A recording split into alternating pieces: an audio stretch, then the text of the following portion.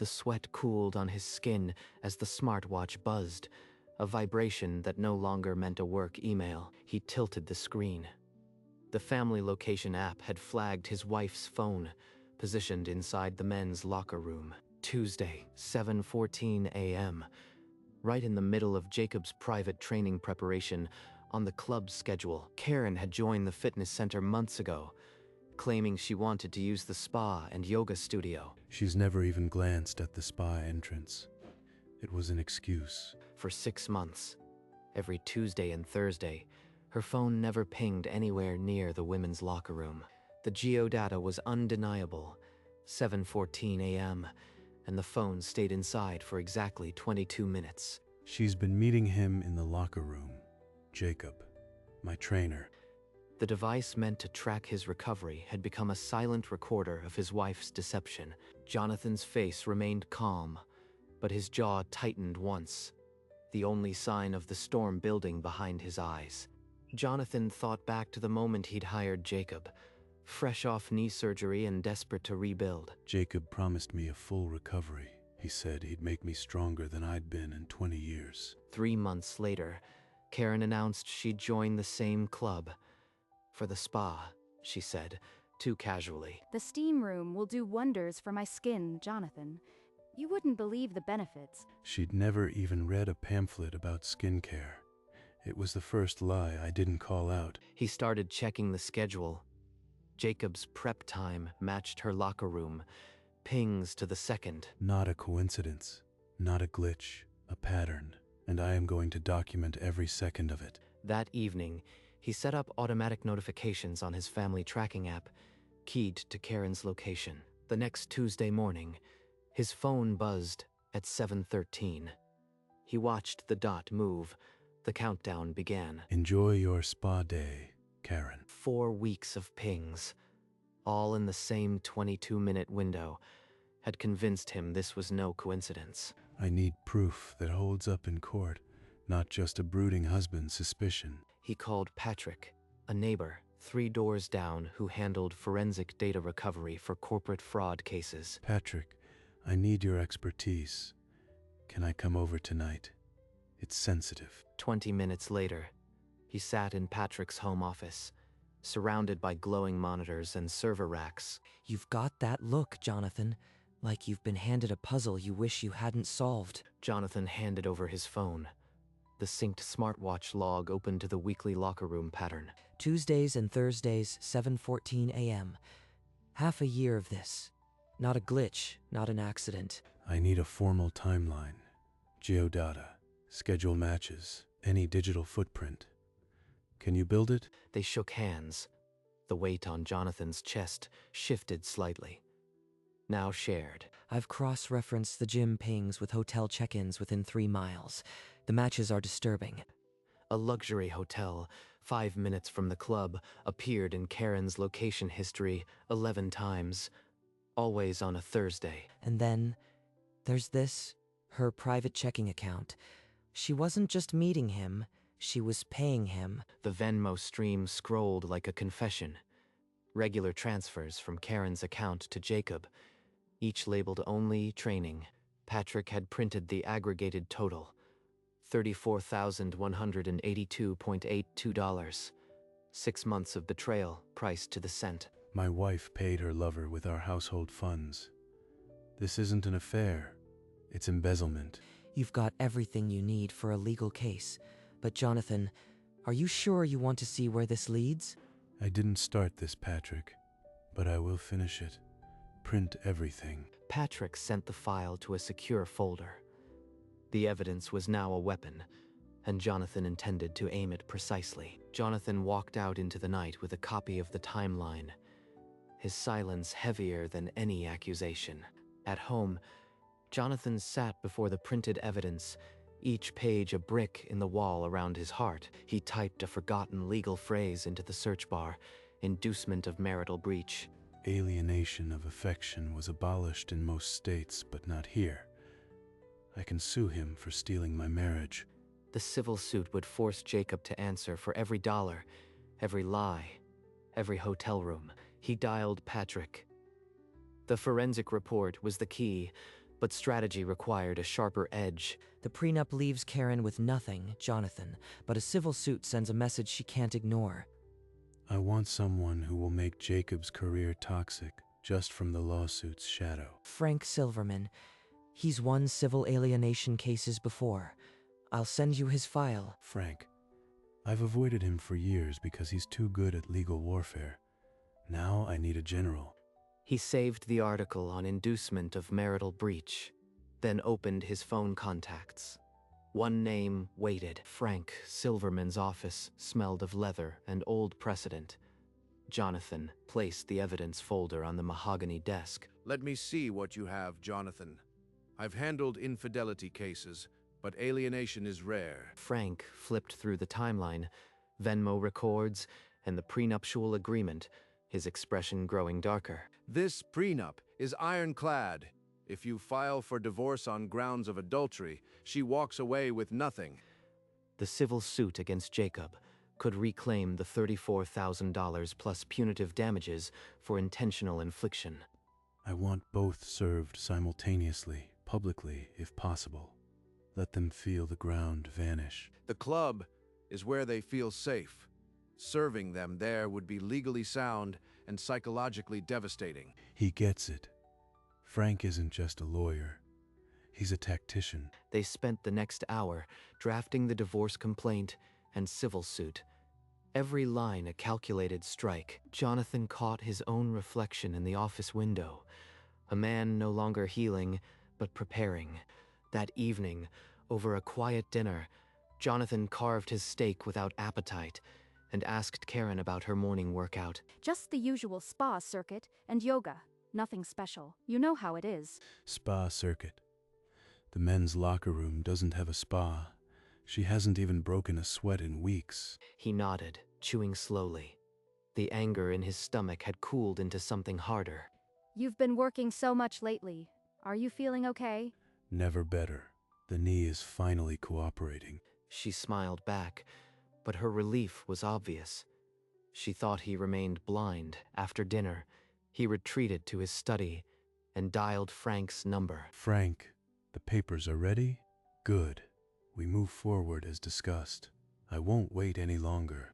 The trap was set.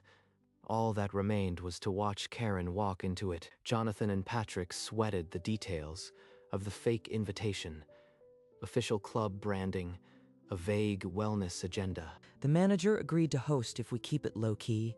He owes me a favor. The email landed in Karen's inbox at noon with the subject line, Couples Wellness Assessment. She opened it before even taking off her coat. Her reply came within minutes, eager and unguarded. Finally, something we can do together. Jacob's reply arrived hours later, stripped of emotion. Fine. I'll adjust my schedule. Both really believe this is a special members-only event. It's almost too easy. He circled the date in his planner, Thursday at 7, and felt the chessboard settle under his fingers. A quick call to Frank confirmed the process server would be on standby in the club's back office. Patrick sent the final presentation file, bulletproofed and ready for the television screen. All that remained was the waiting. Jonathan sat in the silence of his study, the clock ticking toward the appointment. The morning before the appointment, Jonathan, Frank, and Patrick assembled in the club's private meeting room. The server will wait in the back office. I'll handle the divorce papers. You present the evidence on screen. Loaded on a secured USB. Plug it into the television, and the slideshow launches automatically. They ran through the slides on the television. Geodata maps, hotel receipts, the Venmo totals, a prosecution's closing argument. Once the final slide hits, I'll step forward. They'll be too stunned to react before the papers are in their hands. Perfect. I want them to see their lies flattened into a timeline before they can spin anything. Patrick handed over the USB, a small black chip holding the entirety of their plan. Jonathan tested the television himself, watching the title card bloom across the screen. Wellness timeline. Thank you both. Whatever happens tomorrow, you gave me back my timeline. They filed out, but Jonathan stayed. Standing alone in the room with the ghosts of the coming confrontation, Jonathan chose a simple gray hoodie, the same one he wore the day he first noticed the pings. It felt like armor. He met Frank at the entrance. The lawyer held a slim briefcase, expression unreadable. Karen arrived, 5 minutes late, adjusting her hair, scanning for exits as she walked. Jacob walked in seconds later, gym bag over his shoulder, his usual confidence replaced by tight-jawed alertness. They gathered in the small conference room.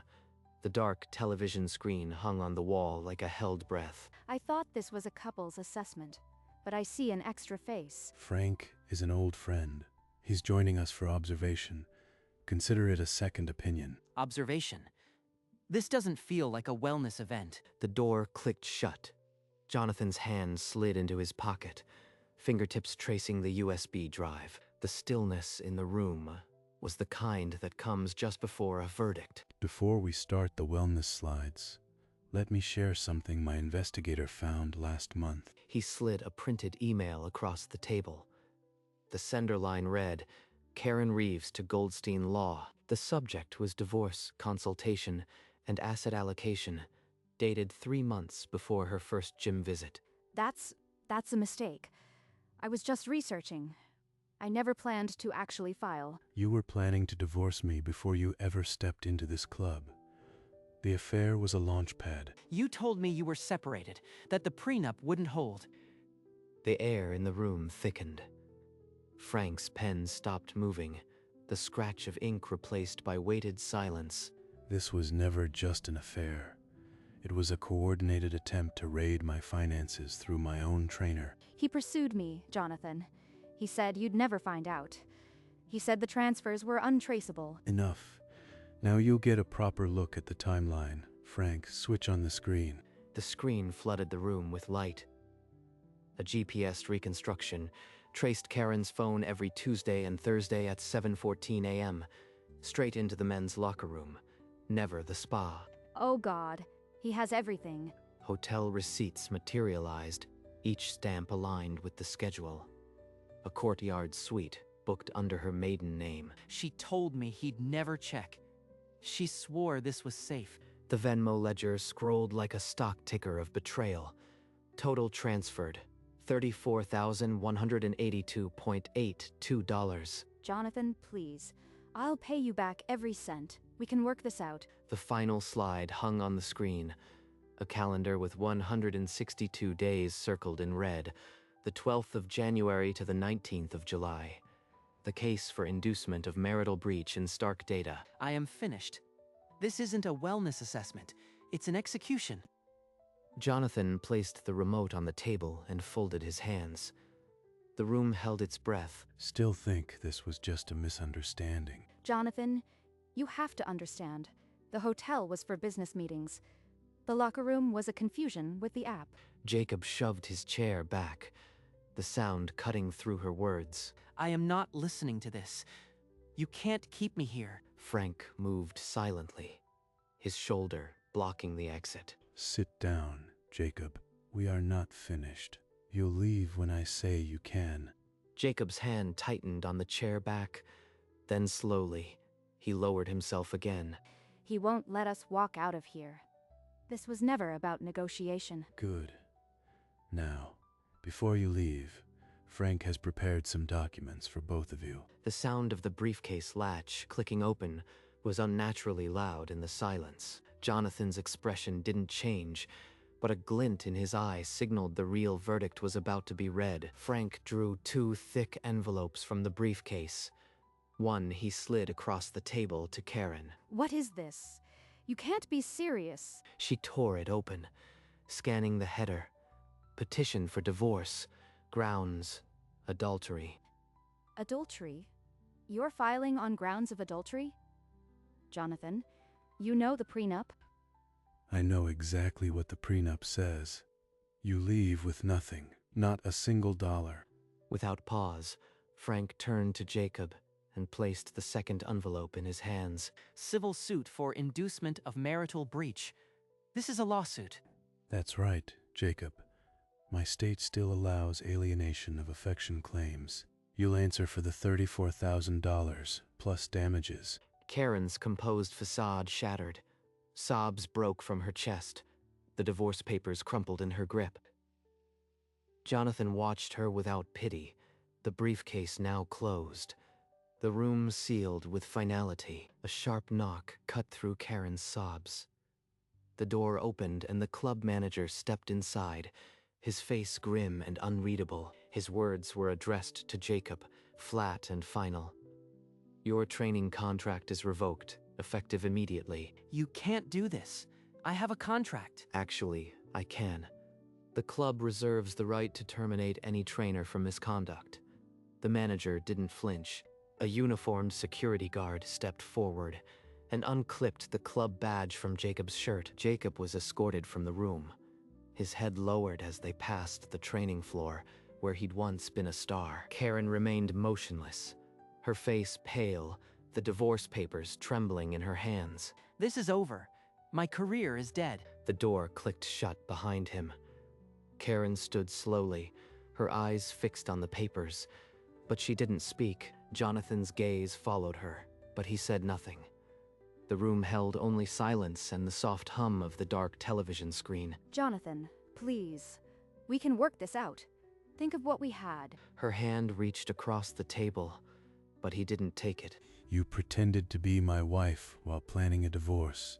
Now you are just a case number. He rose and adjusted the cuff of his hoodie, the first time he'd moved without calculated intent. Make sure she leaves the club property within 10 minutes. He walked to the door without a backward glance, his footsteps steady on the polished floor. Karen's outstretched hand fell to the table. The divorce papers crinkled under her palm. I advise you to comply, Mrs. Reeves. The security desk has been notified. Frank gathered his briefcase and waited by the open door, leaving her no choice but to follow. The room emptied, the screen dark, the remote still lying on the table where Jonathan had placed it. Jonathan stepped out of the conference room and into the main gym floor, his footsteps echoing in the quiet morning. He passed the treadmill, where he had first noticed the smartwatch ping, 6 months and a lifetime ago. That was where it started. Now it's just a treadmill. The men's locker room was empty, the same room that had been a silent witness to months of deception. He changed out of the hoodie and into a fresh gray t-shirt, the material cool against his skin. The weight's gone. And I don't just mean the prenup. He found Emily waiting by a blue exercise mat, her posture straight as a plank, her smile unforced. Ready to get strong, Jonathan? And I mean really strong, not the show-off kind. That's exactly what I need, Emily. Let's get to work. The first stretch was slow, deliberate, the first movement of a man rebuilding himself on his own terms. Emily's hands guided his knee through a measured arc, every inch a conversation about trust, not force. Don't chase the burn. Chase the feeling of the muscle remembering its strength. Jonathan winced as scar tissue stretched for the first time in weeks, but he leaned in, not away. That's it. Your body's been waiting for someone to listen to it. Outside, in the sharp morning light, Karen stumbled through the parking lot, the divorce petition crumpled in her shaking hand. He planned this. He watched me for months, and I walked right into it. Jonathan finished the set and stood, steadier than he'd been since the surgery. Sweat dripped, but his grin was solid. I haven't thought about her for an hour. Not once. Good session. You are stronger than you look. He toweled off and glanced out the window. The parking spot where her car had been was now empty. He walked back to the same bench where he'd first noticed the locker room ping 6 months and a lifetime ago. He raised his wrist and tapped the smartwatch screen. The heart rate monitor appeared, steady at 68 beats per minute. Before I checked this watch with dread. Now it's just a heartbeat. He pulled out his phone and typed a message to Patrick. Thanks. I just logged a workout with no stress readings. Couldn't have done it without you. Patrick's reply came within seconds. That's what neighbors are for. You earned today. He slid the phone back into his pocket, a quiet pride settling in his chest. The gym smells like rubber and disinfectant, not betrayal. It's mine again. His smartwatch dimmed to its default face. No alerts, no geofence warnings, just the time. 9:47 a.m. Jonathan stood, stretched his knee, and walked toward the exit, his stride longer than it had been in a year. The bench remained empty behind him, the remote from the meeting room still resting on the table 2 doors down. As he passed the front desk, the manager approached with a handwritten envelope and a sympathetic nod. The note inside read, "Mr. Reeves, please accept our apologies and a complimentary platinum membership." Thank you. The club handled this with class. Then he found Emily in the training office and signed a long-term contract for 3 sessions a week. We'll have you hiking by summer, Jonathan. Maybe even running. She initialed the agreement, and they shook hands. Not just trainer and client, but partners in recovery. Hiking. I haven't hiked since before the surgery. That sounds like a plan. The paperwork was filed, the club's stamp of approval on a new chapter. Outside the glass doors, the morning sun climbed, and the parking lot had cleared of any trace of the morning's drama. Jonathan tucked the card into his wallet and headed home, the quiet weight of victory in his stride. Weeks blurred into a quiet rhythm. The house, stripped of Karen's touches, now echoed only his own footsteps. The master closet told the clearest story, half empty, bare hangers and faint outlines where her shoes had rested. Not even a forgotten scarf. She really took everything. His phone rang on the desk. The caller ID read Frank Silverman. It's done, Jonathan. Divorce is uncontested, and the civil suit against Jacob is settling. You are a free man. Thank you, Frank. I'll drop by your office with a proper thanks. He set the phone down and opened his contacts. Karen Reeves stared back at him, her photo from a long-ago vacation. His thumb hovered over, delete contact, then pressed. The screen flickered, and her entry vanished. He walked through the silent house and stopped in the living room. The space, once cluttered with her magazines, felt open now. It's just me now. And for the first time in months, the quiet doesn't ache. Evening found him on the back patio, a watering can in hand, the tomatoes ripe and heavy on the vine. He hummed a tune he hadn't recalled in years, a simple melody his grandfather used to whistle. The smartwatch buzzed. Emily's message glowed on the screen. "Knee is improving beyond expectations. See you Thursday." He smiled, plucked a cherry tomato, and bit into it. The warmth of the afternoon sun still clung to the skin. 6 months ago, this watch felt like a prosecutor. Now it's just a cheerleader. The sun dipped below the roofline, casting long amber strips across the grass. He stood in the fading light, the hose now quiet in his hand, and listened to the silence. It was not the heavy silence of a waiting trap, but the light quiet of a house at peace. Jonathan turned off the water, coiled the hose, and walked inside. The screen door clicked shut behind him. The house glowed warm against the dusk, a single figure moving past the kitchen window.